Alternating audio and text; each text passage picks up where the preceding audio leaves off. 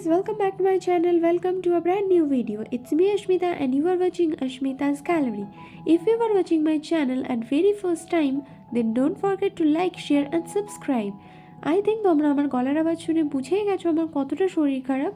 তো ইয়েস, আমার শরীরটা খুবই খারাপ জাস্ট বিকজ ওয়েদার চেঞ্জের জন্যে আমার প্রচুর ঠান্ডা লেগে গেছে, যার জন্যে ভিডিও এডিট করার মতনও কোনো পরিস্থিতি নেই। আমার গলা আরও খারাপ হয়ে গেছিলো, বাট এখন তাও ঠিকঠাক আছে বলে আমি কিন্তু ভিডিওর ভয়েস ওভারটা এখন দিচ্ছি। তো লাস্ট সানডে কিন্তু আমাদের প্ল্যান হয়েছে আমরা পরের দিন মানে মানডে আমরা আলিপুর জুতে ঘুরতে যাব। আগে থেকে কোনো প্রি প্ল্যান ছিল না, আগের দিন রাত্রিবেলা মানে সানডে প্ল্যান হয়েছে, মানডেতেই আমাদের বেরোনো। তো রাত্রের মধ্যেই যত সব গাড়ি টাড়ি ছিল সব কিছুই কিন্তু বুক করা হয়ে গেছিলো, আর পরের দিন আমরা বেরিয়ে পড়েছিলাম আলিপুর জুয়ের উদ্দেশ্যে। অ্যাকচুয়ালি অনেক দিন ধরেই যাবো ভাবছিলাম ঘুরতে, বাট সবার ছুটি না থাকার কারণে কিন্তু আমরা ঘুরতে যাওয়াটা আমাদের একের পর এক পিছিয়ে যাচ্ছিলো। সোমবারে সবার ছুটি থাকার কারণে কিন্তু অ্যাট লাস্ট প্ল্যানটা হলো। তারপরে আমাদের ফ্যামিলি আর কাকাইদের ফ্যামিলি মেনলি আমরা গেছিলাম। ফার্স্টে প্ল্যান কিন্তু হয়েছিল মায়াপুর যাব, বাট তারপরে প্ল্যান ক্যান্সেল হয়ে কিন্তু জুতে যাওয়ার প্ল্যান হলো, কারণ রাজ অনেকটাই ছোট, ও আগে কখনো জুতে যায়নি, তাই জন্য জুতে যাওয়ার প্ল্যানটাই হয়েছিল। আর এদিকে কিন্তু আমরা গাড়িতেই সবাই মিলে ব্রেকফাস্ট কমপ্লিট করে নিচ্ছি। এদিকে দেখতে দেখতে কিন্তু অনেকটা রাস্তা আমরা চলে এসেছি, শুনতে শুনতে হইহুল্লোড় করতে করতে কিন্তু আমরা কলকাতায় পৌঁছেও গেছি। তারপর কিন্তু দাঁড়িয়ে এক কাপ চা খেয়ে নিলাম, সেটাও কিন্তু বাড়ি থেকে করে নিয়ে যাওয়া চা, বিকজ আমরা যা ক্যারি করেছি সবই কিন্তু বাড়ির জিনিস, আমরা বাইরে থেকে খুব একটা জিনিস খাইনি। তারপর নেমেই কিন্তু তোমাদের সাথে শেয়ার করলাম আমার আউটফিটটা। আমি কিন্তু আউটফিট বলতে একটা টপ পরেছিলাম আর একটা ক্যাজুয়াল জিন্স পরেছিলাম। তো এই হচ্ছে আমার আজকের লুক। তারপরে কিন্তু আলিপুর জুতে ঢুকে গেছিলাম, ঢুকেই কিন্তু সব অ্যানিমালস দেখা শুরু করে ফেলেছিলাম। ফার্স্টেই দেখেছিলাম ক্রোকোডাইল, দেন আফটার দ্যাট একের পর এক আমরা কিন্তু দেখছিলাম। এটা কিন্তু চারিপাশটা বেশ ভালোই ছিল, ফাঁকাই ছিল ফার্স্টের দিকে, বাট তারপরে যখন আস্তে আস্তে ঢুকলাম তখন দেখলাম অনেকটাই ক্রাউড ছিল। সত্যি কথা বলতে আগে জুতে যত অ্যানিমালস ছিল এখন কিন্তু সেই পরিমাণটা তুলনামূলক অনেকটাই কমে গেছে।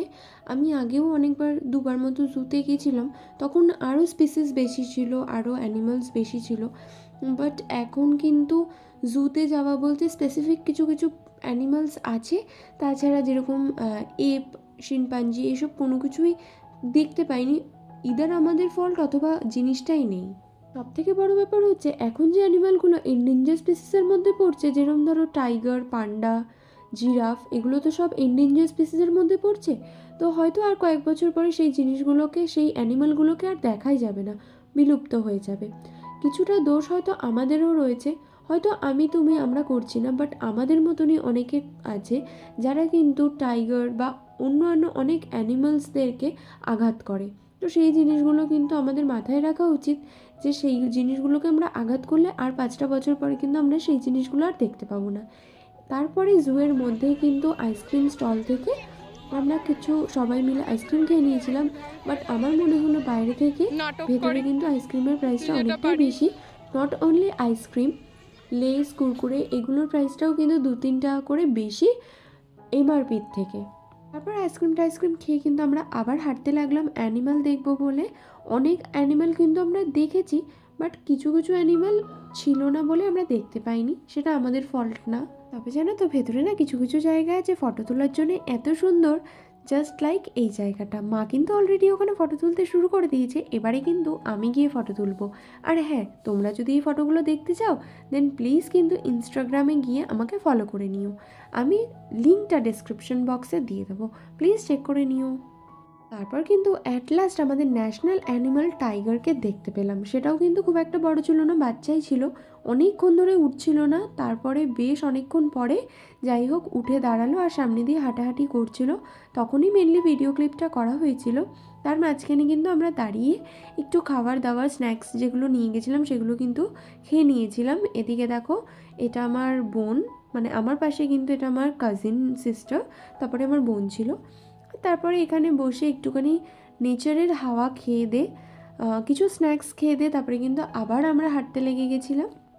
তো আমরা কিন্তু আজকে আলিপুর জুতে ঘুরতে এসেছি, একেবারেই প্ল্যানিং ছিল না যে আমরা আজকে আলিপুর জুতে ঘুরতে আসবো বা কোনো জায়গায় ঘুরতে যাব, বাট কাল রাতে প্ল্যানিংটা ঠিক হয়েছে। তো তো আমরা চলে এসেছি আজকে আলিপুরদুয়ারে সকাল সকাল, আমাদের ফ্যামিলি আর আমার কাকাইদের ফ্যামিলি, বাট আমার বাবা মিসিং আছে। তো এটার আশেপাশে যা যা পড়বে, মোটামুটি ভিক্টোরিয়া আরও এটা ওটা যা যা পড়বে, সেগুলো কিন্তু আমরা ঘুরে বাড়ি চলে যাবো। So stay tuned. সবাই মিলে বসে খাওয়ার মজাটাই কিন্তু আলাদা। আর হ্যাঁ, এটা কিন্তু বলতে হয়, এখানে কিন্তু আমাদের একটা মিনি পিকনিক টাইপেরও হয়ে যাচ্ছে, আর আনন্দও কিন্তু বেশ ভালোই হচ্ছে। তারপর কিন্তু অ্যাট লাস্ট আমরা চলে এলাম বার্ড সেকশনে। ওখানে কিন্তু অনেক ধরনের বার্ডস দেখলাম। বার্ডসে কিন্তু বেশ অনেক স্পিসিস ছিল, অনেক ভ্যারিয়েশন ছিল। তো এটা বেশ আমার ভালো লেগেছে। এই বার্ডটার নাম কিন্তু হচ্ছে ইনু। আচ্ছা, এবার আরেকটা কথা বলে দিই, তোমরা অনেকেই জানতে চাইবে যে আলিপুর জুতে ঢোকার জন্য এন্ট্রি ফিস কত। মেনলি 5 ইয়ার্সের মধ্যে যে বাচ্চাগুলো রয়েছে তাদের কিন্তু এন্ট্রি ফিস 20 রুপিস, আর আপ টু 5 ইয়ার্স তাদের কিন্তু এজ, মানে আপ টু 5 ইয়ার্স অ্যাডাল্ট যারা রয়েছে তাদের কিন্তু এন্ট্রি ফিস 50 রুপিস করে। তো এইটা তোমরা মাথায় রেখো। আর হ্যাঁ, টাইমিংটা হচ্ছে সকাল 9টা থেকে বিকেল 5:30 পর্যন্ত। তোমরা যারা যেতে চাইছো তারা কিন্তু অবশ্যই টাইমিংটা একটু মেনটেন করে তারপরেই যেও। এই দেখো, এখানে কিন্তু রাজ এসে বিভিন্ন ধরনের অ্যানিমাল দেখে কতটা এনজয় করছে। কথা বলছিস? এই রাজ, অনেক ধরনের কিন্তু স্পিসিসের বার্ডস রয়েছে, বাট একটা ইন্টারেস্টিং ব্যাপার হচ্ছে এখানে কিন্তু আমাদের ইন্ডিয়ান ক্রো অনেক কটা ঢুকে গেছিলো, বাট কোথা থেকে ঢুকলো সেটাই এখনো পর্যন্ত আমার মাথাতে এলো না যে কোথা থেকে ঢুকলো।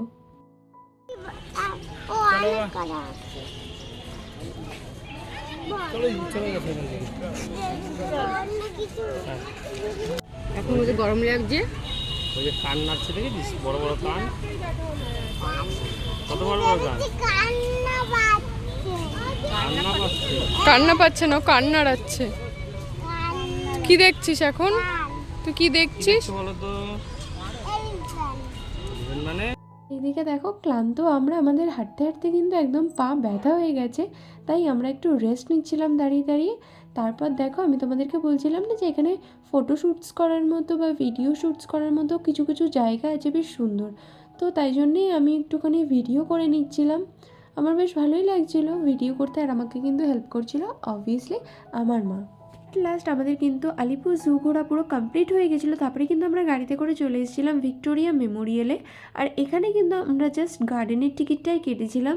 তোমাদেরকে আগেই বললাম যে আমরা কিন্তু সব কিছুই বাড়ি থেকে ক্যারি করেছি, ব্রেকফাস্ট লাঞ্চ সব কিছুই বাড়ি থেকে ক্যারি করেছি। তাই জন্য আমরা কোনো জায়গা খুঁজে পাচ্ছিলাম না যে কোথায় বসে অ্যাকচুয়ালি খাবো।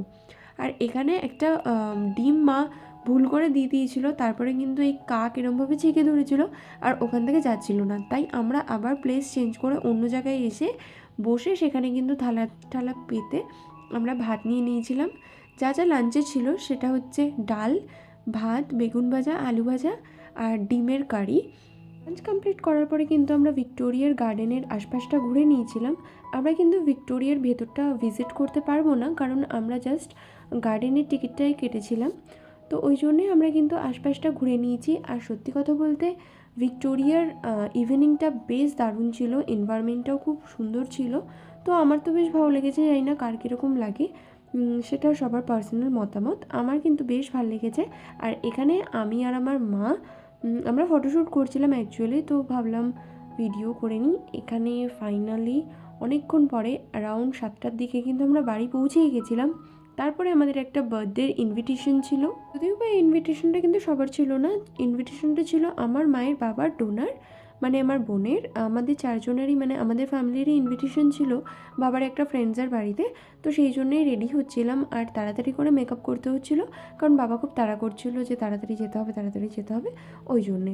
আর সকালবেলা যেহেতু মেকআপটা করেছিলাম ওই জন্য আমি চাইছিলাম না সেই মেকআপটাই স্টে করাতে, ওই জন্য ওটাকে আমি ফেস ওয়াশ করে নিয়ে দেন আবার আমি মেকআপ করছিলাম। আইশ্যাডো, লাইনার যা যা ছিল সব কিন্তু আমি আবার নতুন করে পরেছিলাম। আমি অলওয়েজ আমার স্কিন কেয়ারের উপরে খুব পরিমাণে ধ্যান দিই। আমি মেকআপ করার আগে সবসময় স্কিন কেয়ার করে দেনই মেকআপ করি, আদারওয়াইজ আমি কিন্তু মেকআপ করি না। স্কিন কেয়ার যত ভালো হবে মেকআপটাও কিন্তু ততটাই ভালো হবে। তোমরা যারা যারা স্কিন কেয়ার না করে মেকআপ করো, অবভিয়াসলি স্কিন কেয়ার করে দেন মেকআপ করবে, তবে কিন্তু তোমাদের স্কিনও ভালো থাকবে আর মেকআপটাও কিন্তু খুব সুন্দরভাবে বসবে। আমায় কিন্তু খুবই ফাস্ট, খুবই তাড়াহুড়ো করে মেকআপ করতে হচ্ছিলো, কারণ বাবা খুব রেগে যাচ্ছিলো, কারণ আমি একমাত্র লেট, মা বাবা বোন তিনজনই একদম রেডি হয়ে বসেছিল। আমারই আইশ্যাডো লাগাতে, আইলাইনার লাগাতে, এসব করতে করতে লেট হয়ে যাচ্ছিলো। তো তাই জন্য বাবা খুবই রাগ করছিল। আর আমার মা তো সবসময় এটা বলে যে আমি নাকি কোনো জায়গায় যাওয়ার আগে সবসময় আমি লেট করি। বাট আমি তো বুঝে পাই না যে আমার কোথা থেকে লেট হয়ে যায়। আমি মেকআপ করতে করতে যে কটা বেজে যায় আমার খেয়ালই থাকে না, যার জন্য না আমি সব জায়গায় যাওয়ার আগে লেট হয়ে যাই। আর আমার সাথে এই জিনিসটা খুব পরিমাণে হয়, তোমাদের কাদের কাদের সাথে এই জিনিসটা হয় আমি তা জানি না, তবে আমার সাথে তো খুব পরিমাণে হয়। আমি তাড়াহুড়োর সময় আমার অনেক জিনিস খুঁজে পাই না, আইলাইনার, কাজল, লিপস্টিক কোনো কিছুই যেন খুঁজে পাই না।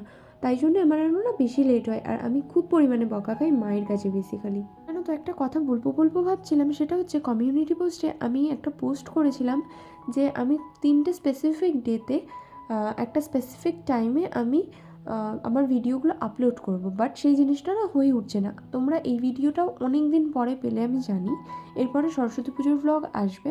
তো আমি ভাবছি যে রেগুলার বেসিসে উইকে এভরিডে আমি ট্রাই করব ভিডিও পোস্ট করার। আর যেদিন আমার কোনো প্রবলেম থাকবে, মানুষ মাত্রই তো প্রবলেম থাকে, কোনো জায়গায় যাওয়া থেকে অনেক ধরনের প্রবলেম থাকে, তো সেই রকম কোনো প্রবলেম হলে পরে আমি ট্রাই করব তোমাদেরকে আগে থেকে কমিউনিটি পোস্টে শেয়ার করে দেওয়ার। আর ভিডিওর টাইমিংটা মোটামুটি ধরো ইভিনিং থেকে রাত্রের মধ্যেই হবে। তো তোমরা একটুখানি কমেন্ট সেকশনে না কমেন্ট করে জানিও যে এই ডিসিশনটা ঠিক হবে না ভুল হবে। ভিডিও লেট আসার আরেকটাও কারণ আছে, আমার কিন্তু এক্সাম চলছে, যার ফলে আমি কিন্তু ভিডিওগুলো আপলোড করতে পারছি না। আর আমার যেহেতু শরীরটা অনেকটাই খারাপ, তাই জন্যে কিন্তু আমি ভিডিওগুলোই ভয়েস ওভারও দিতে পারছি না, যার জন্য ভিডিওগুলো পেন্ডিং রয়ে যাচ্ছে আর ভিডিওগুলো পোস্ট হতেও অনেকটা লেট হচ্ছে। আমার গলার আওয়াজ শুনে কিন্তু তোমরা বুঝতেই পারছো যে আমার গলা কতটা ডিটোরিয়েট করছে। তো আমার প্রবলেমটা কিন্তু আমি তোমাদের সাথে শেয়ার করে দিলাম।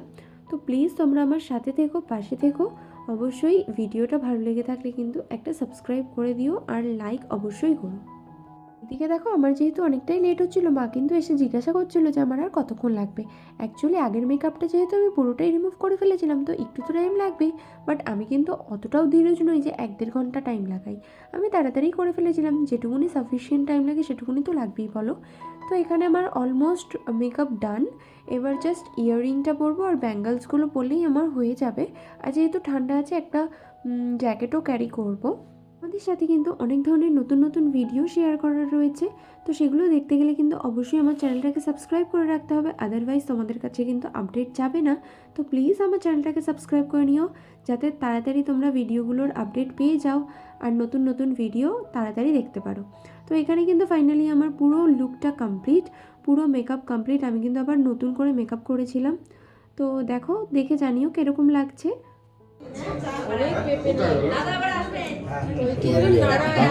স্বল্প গল্প করে কিন্তু আমরা বসে পড়েছিলাম খেতে। ফার্স্টেই ছিল কাকলেট, তারপরে ছিল চিলি চিকেন আর ফ্রাইড রাইস। তো তারপরে কিন্তু আবার একটু গল্প স্বল্প করলাম, তারপরে বাড়ি চলে এসেছিলাম। আর আজকের ভিডিওটা কিন্তু এইটুকুনি। ভালো লাগলে লাইক, শেয়ার অ্যান্ড সাবস্ক্রাইব করে দিও। See you in the next video. Stay tune till then, take care, bye by.